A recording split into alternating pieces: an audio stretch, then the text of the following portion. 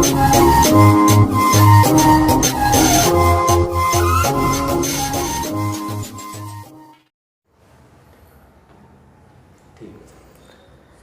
प्रिय विद्यार्थियों, मैं दिनेश स्वामी अध्यापक जो शेखावाटी के चूरू ज़िले से हूँ, वर्तमान में अजमेर ज़िले में पोस्टेड हूँ। मैं विद्यार्थी हित में रीट लेवल फर्स्ट और लेवल सेकंड के गणित का आपको कोर्स करवाऊँगा। तो आज हम सबसे पहले गणित में बिंदु, किरण, समतल, रेखाखंड, रेखा, इसके बारे में जानकारी करेंगे। सबसे पहले हम चलते हैं बिंदु के पास। बिंदु किसी भी स्थिति को निर्धारित करने के लिए गणित का सबसे छोटा चिन्ह होता है। यानी बिंदु की हम परिभाषा चाहे तो बिंदु की परिभाषा ऐसी बनती है, किसी भी स्थिति को निर्धारित करने के लिए गणित की सबसे छोटे चिन्ह को बिंदु कहते हैं।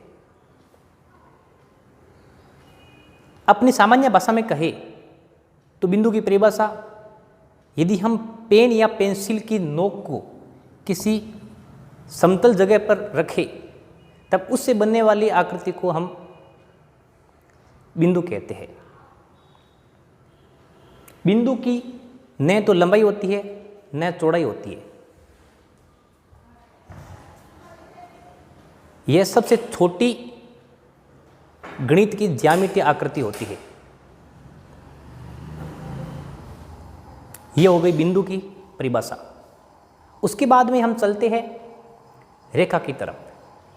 रेखा, यदि आप अनंत बिंदुओं को एक समतल या एक सीधी स्थिति में जोड़ दो तो उससे बनने वाली आकृति को आप रेखा कहोगे। यानी यदि आपने अनंत बिंदुओं को एक सीध में इस प्रकार से जोड़ दिया तो इस प्रकार से बनने वाली आकृति को आप रेखा कहोगे। रेखा के दो सिरे होते हैं, यानी वह दोनों तरफ आगे बढ़ती है। कहने का अर्थ है आप रेखा को माप नहीं सकते। रेखा अनंत लंबाई की होती है, इसकी लंबाई सीमित नहीं होती है। परीक्षा में आपको किसी प्रकार से प्रश्न पूछ सकते हैं, क्या रेखा की लंबाई माप सकते हैं? हाँ या नहीं, या इनमें से कोई नहीं, या अन्य। तब आपको ऐसा लिखना है, रेखा की लंबाई को हमें नहीं माप सकते। या आप प्रश्न ऐसे भी आ सकता है, रेखा की लंबाई निश्चित होती है, रेखा की लंबाई परिमित होती है या नहीं होती? तो रेखा की लंबाई परिमित नहीं होती, इन रेखा को आप नहीं माप सकते। उसके बाद में बात करते हैं किरण की। किरण एक निश्चित बिंदु से अनंत की ओर जाने वाली बिंदुओं का पथ होता है। यानी एक निश्चित बिंदु से अनंत की ओर जाने वाले बिंदुओं के पथ को आप किरण कह सकते हैं। जैसे सूरज की किरण एक निश्चित बिंदु सूरज से आ रही है और वह अनंत यानी अंतरिक्ष में अनंत जगहों पर जा रही है। सूरज की किरण सीधी होती है, इसी प्रकार से किरण भी एक सीधी लाइन में होती है। किरण की लंबाई को भी आप नहीं माप सकते। कहने का अर्थ है किरण अनंत लंबाई की होती है, ये केवल एक तरफ आगे बढ़ती है, जबकि रेखा दोनों तरफ बढ़ती है। उसके बाद में बात करें रेखाखंड की। रेखाखंड यहाँ हमें नाम से ही मालूम पड़ता है, रेखा का खंड करना, यानी रेखा को विभाजित करना, रेखा को तोड़ना। यदि आपने रेखा के ऊपर दो बिंदु निश्चित कर लिए, रेखा के यहाँ पर खंड कर लिए, टुकड़े कर लिए, तो इस प्रकार से इन दो बिंदुओं के बीच की जो दूरी है, जो दो बिंदुओं के बीच की जो स्थिति है, उसको आप रेखाखंड कहोगे। यानी जब आपने दो बिंदु निश्चित कर लिए ए और बी, तब इसके इधर वाले का कोई मतलब नहीं, इधर वाले का कोई मतलब नहीं, तब इस प्रकार की जो स्थिति बनती है उसको बोलते हो आप रेखाखंड। ऐसे ये हो गया रेखाखंड ए बी। रेखाखंड ए बी को आप इस प्रकार से भी गणित की भाषा में दर्शा सकते हो, ये रेखाखंड है। जबकि रेखा में अनंत बिंदु होते हैं, जबकि रेखाखंड में सीमित बिंदु होते हैं, अनंत नहीं होते। गिन तो इसकी लंबाई को आप माप सकते हो, लेकिन रेखा की लंबाई को आप नहीं माप सकते। कहने का अर्थ है रेखाखंड निश्चित लंबाई का होता है, जबकि रेखा अनंत लंबाई की होती है। उसके बाद में हम बात करें समतल की।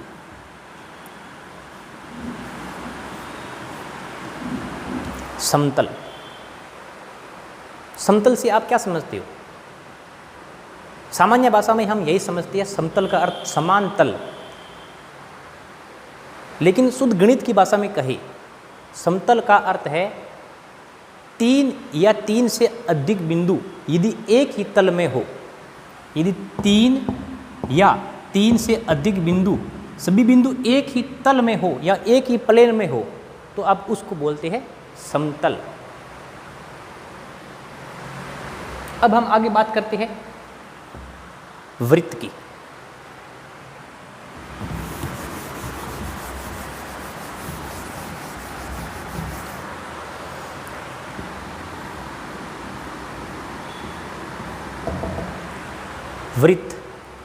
वृत्त क्या होता है? समतल के अंदर बिंदुओं का एक ऐसा पथ है जो एक स्थिर बिंदु से, समतल के अंदर बिंदुओं का एक ऐसा पथ, इस बिंदु पथ एक निश्चित बिंदु से समान दूरी पर हो। समतल में स्थित बिंदुओं का एक ऐसा पथ जो एक स्थिर बिंदु या एक निश्चित बिंदु से समान दूरी पर हो, तो इन बिंदु पथों को आप वृत्त कहते हैं। इन बिंदु पथों को आप वृत्त कहते हैं। वृत्त के अंदर हम थोड़ा और घुसते हैं। यदि आप वृत्त की बात करो तो वृत्त में वह निश्चित बिंदु वृत्त का केंद्र कहलाता है। अभी हमने वृत्त की परिभाषा में देखा है, निश्चित बिंदु से बिंदु पथों की दूरी निश्चित होती है, तो वह निश्चित बिंदु वृत्त का केंद्र कहलाता है। जबकि बिंदु पथों से जो वृत्त बनता है, तो जो बिंदु पथों से जो वृत्त की दीवार बनती है, जो वृत्त की बाउंड्री बनती है, उस बाउंड्री को बोलते हैं वृत्त की परिधि।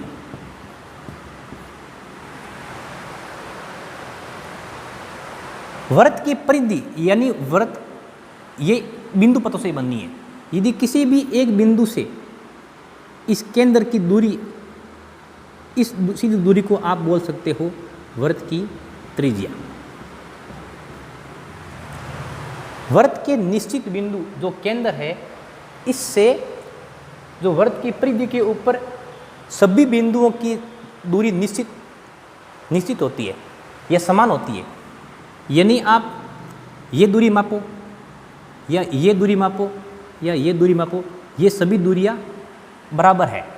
यानी ये सभी क्या है? ये सभी त्रिज्या है। ये भी वृत्त की त्रिज्या है, ये भी वृत्त की त्रिज्या है और ये भी वृत्त की त्रिज्या है। वृत्त की त्रिज्या को आप गणित की भाषा में आर, रेडियस यानी आर से दर्शा सकते हो।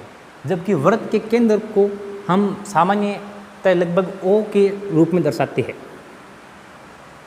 उसके बाद में वृत्त में होता है एक व्यास। वृत्त में व्यास क्या है? व्यास से पहले हम एक बात और कर ले। वृत्त में परिधि के ऊपर किन्हीं भी दो बिंदुओं को, परिधि के ऊपर किन्हीं भी ऊपर दो बिंदुओं को मिलाने वाली सीधी रेखा को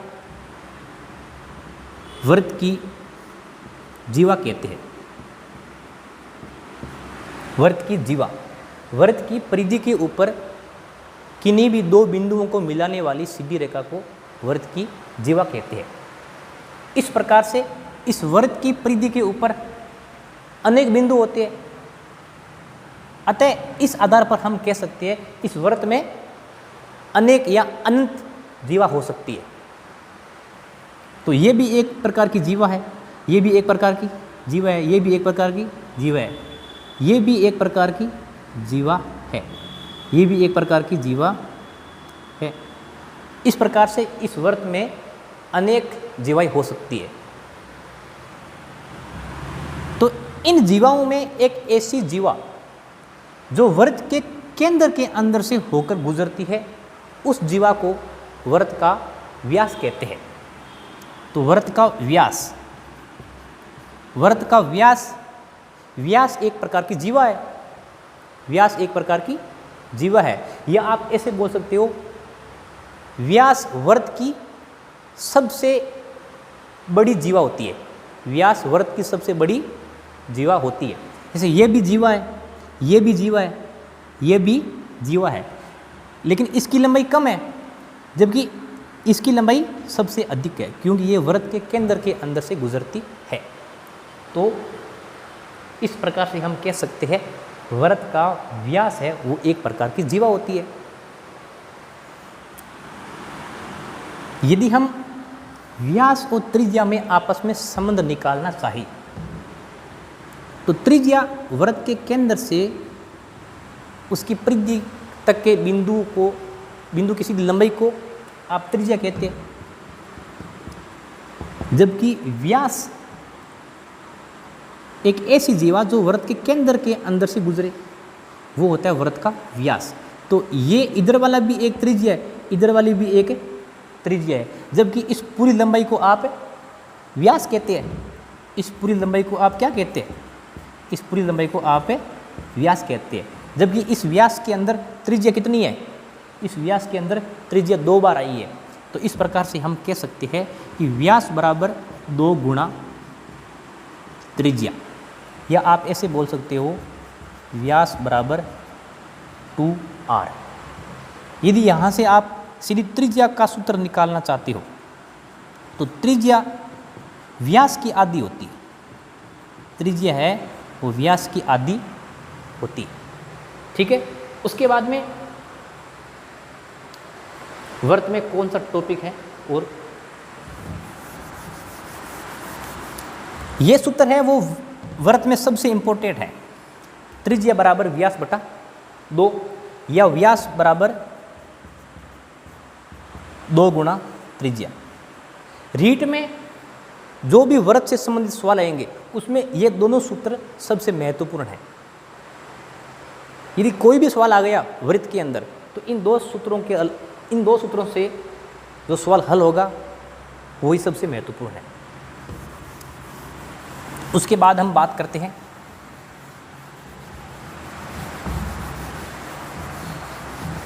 एक बार रुको।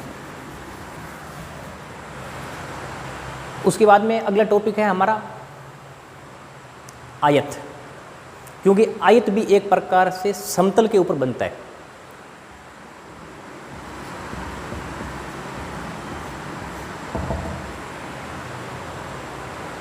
आयत है, वर्ग है, ये सब समतल के ऊपर बनने वाली आकृतियाँ होती है। लेकिन आयत से पहले हम एक चीज़ की और चर्चा कर लेते हैं, क्योंकि आयत और ये वर्ग ये सब क्या है? ये एक बहुभुज आकृति है। तो सबसे पहले हम पढ़ लेते हैं बहुभुज। थोड़ा सा हम ग्राउंड लेवल पर जाते हैं। बहुभुज, बहुभुज क्या होता है? बहुभुज का अर्थ है बहुत सारी भुजाओं से बनी हुई ऐसी बंद आकृति, बहुत सारी भुजाओं से बनी हुई ऐसी बंद आकृति को हम बहुभुज कहते हैं। तो सबसे छोटा बहुभुज कौन सा होगा? सबसे छोटे बहुभुज की बात करें तो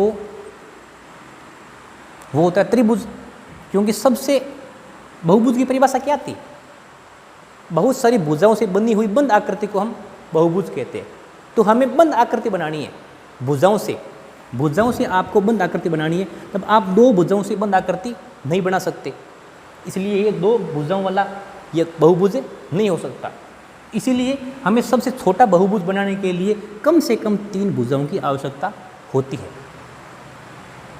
इस आधार पर हम कह सकते हैं कि सबसे छोटा बहुभुज त्रिभुज होता है, क्योंकि यहाँ पर 3 भुजा आई है। 3 भुजाओं से त्रि और भुज यानी भुजा, 3 भुजाओं से बनी हुई बंद आकृति को त्रिभुज कहते हैं। ये त्रिभुज की परिभाषा है। त्रिभुज 3 भुजाओं से घिरी बंद आकृति को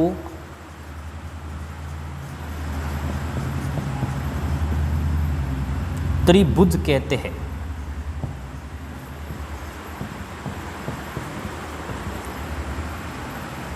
और त्रिभुज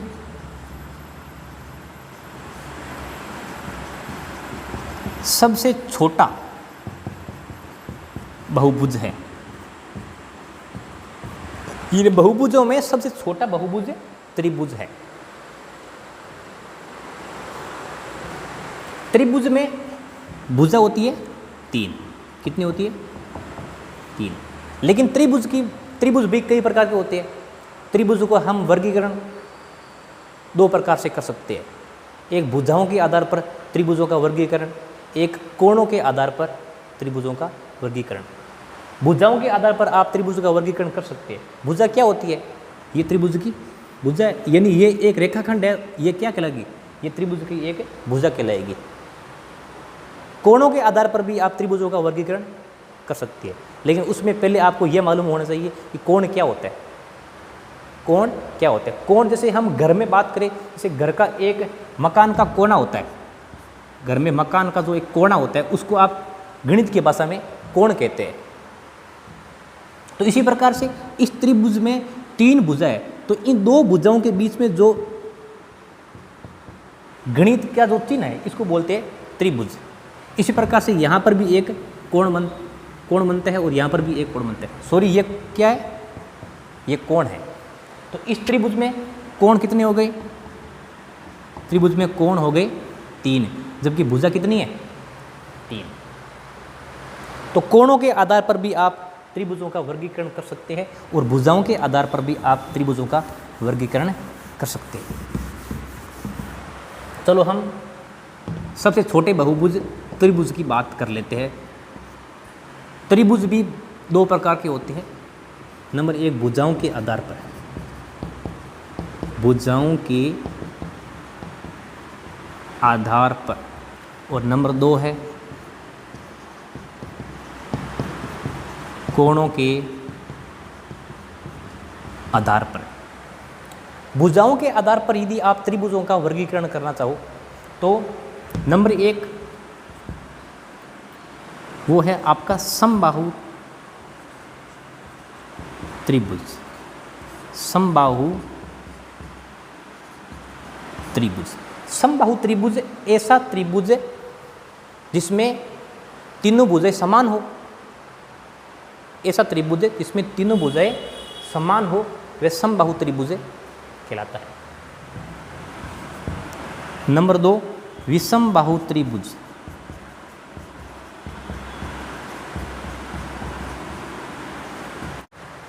एक नंबर हो गया भुजाओं समबाहु त्रिभुज, यानी ऐसा त्रिभुज जिसमें तीनों भुजाएं समान लंबाई की होती है, उसको बोलते हैं समबाहु त्रिभुज। यानी इसमें तीनों भुजा समान लंबाई की होती है। जबकि विषमबाहु त्रिभुज में कोई ज़रूरी नहीं कि तीनों भुजाएं समान लंबाई की हो। तीसरा होता है समद्विबाहु। समद्विबाहु त्रिभुज। समद्विबाहु त्रिभुज नाम से मालूम पड़ता है। समद्वि, सम यानी समान, द्वि यानी 2, बाहु यानी भुजा। ऐसा त्रिभुज है जिसमें 2 भुजा समान होती है। ऐसा त्रिभुज है जिसमें 2 भुजा समान लंबाई की होती है। जैसा इस त्रिभुज में ये भुजा और ये भुजा समान लंबाई की है, जबकि ये अलग लंबाई की है, तब इस त्रिभुज को बोल देंगे समद्विबाहु त्रिभुज। उसके बाद में बात करते हैं हम कोणों के आधार पर। कोणों के आधार पर भी त्रिभुज 3 प्रकार के होते हैं। नंबर 1, न्यून कोण त्रिभुज। न्यून कोण त्रिभुज कौन सा होता है? ऐसा त्रिभुज है जिसमें तीनों कोण 90 डिग्री से छोटे छोटे होते हैं। तीनों कोण 90 डिग्री से छोटे होते हैं। ऐसा त्रिभुज है जिसमें तीनों कोण 90 डिग्री से छोटे होते हैं, यानी ये कोण भी 90 डिग्री से छोटा, ये कोण भी 90 डिग्री से छोटा और ये कोण भी 90 डिग्री से छोटा, यानी ऐसा त्रिभुज जिसमें तीनों कोण न्यून कोण होते हैं उसको बोलते हैं न्यून कोण त्रिभुज। न्यून कोण क्या होता है? न्यून कोण यानी ऐसा कोण जो 90 डिग्री से छोटा होता है, उस कोण को बोलते हैं न्यून कोण। तो इस आधार पर इस त्रिभुज का नाम पड़ गया न्यून कोण त्रिभुज। नंबर 2 है अधिक कोण त्रिभुज। अधिक कोण त्रिभुज। अधिक कोण त्रिभुज क्या होता है?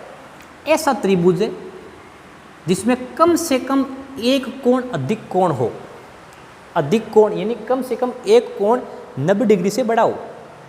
ऐसा त्रिभुज है जिसमें कम से कम एक कोण 90 डिग्री से बड़ा हो और बाकी 2 कोण 90 डिग्री से अपने आप छोटे हो जाएंगे, यानी ये एक कोण 90 डिग्री से बड़ा है यानी अधिक कोण है, तब ये कोण न्यून कोण हो गए, यानी एक कोण अधिक कोण हो गया। इस आधार पर इसका नाम हो गया अधिक कोण त्रिभुज। अधिक कोण त्रिभुज में ध्यान रखना एक कोण 90 डिग्री से बड़ा जरूर होना चाहिए, तभी इसका नाम अधिक कोण त्रिभुज होगा, जबकि बाकी के 2 कोण न्यून कोण हो सकते। और तीसरा है समकोण त्रिभुज। समकोण त्रिभुज। समकोण त्रिभुज कौन सा होता है? ऐसा त्रिभुज है जिसमें एक कोण 90 डिग्री का होता है। ऐसा त्रिभुज है जिसमें एक कोण 90 डिग्री का होता है, उस त्रिभुज को बोलते हैं समकोण त्रिभुज। 90 डिग्री के कोण को समकोण कहते हैं। इस आधार पर इस त्रिभुज का नाम पड़ गया समकोण त्रिभुज। आज के इस वीडियो में हमने त्रिभुज से संबंधित हमने सामान्य जानकारी प्राप्त की। अगले वाली क्लास में हम त्रिभुजों का क्षेत्रफल, अलग अलग प्रकार के त्रिभुजों का क्षेत्रफल, जैसे समकोण त्रिभुज का क्षेत्रफल, समबाहु त्रिभुज का क्षेत्रफल, समद्विबाहु त्रिभुज का क्षेत्रफल, इन सभी त्रिभुजों के क्षेत्रफल के बारे में और भी जानकारियाँ प्राप्त करेंगे। ये पूरा वीडियो देखने के लिए आपको बहुत बहुत दिल से धन्यवाद। और मैं रीट लेवल 1 और लेवल 2 की गणित से संबंधित जो भी टॉपिक है मैं आपको इसी YouTube चैनल पर उपलब्ध कराता रहूँगा। धन्यवाद।